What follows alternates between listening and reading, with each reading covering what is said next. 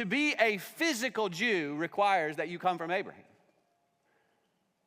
But what Paul is saying here, the spiritual descendants of Abraham are those who have placed their faith in Messiah. That you can be a spiritual descendant of Abraham and be uncircumcised.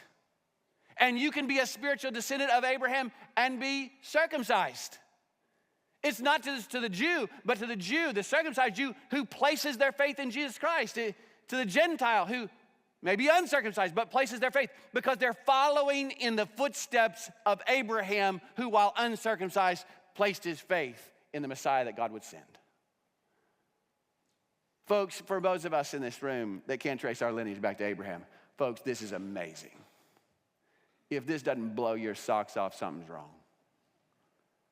That, folks, I owe all I have and all my salvation to one particular Jew. The seed of Abraham, the seed of Isaac, the seed of Jacob, the seed of David, the seed of Solomon, ultimately the seed of Mary and Joseph.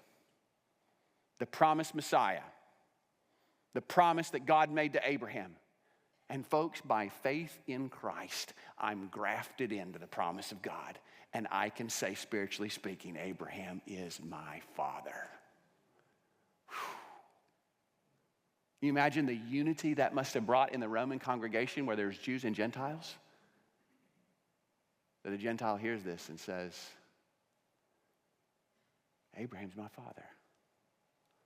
And the Jew says, he's my father too. And the unity that brought through faith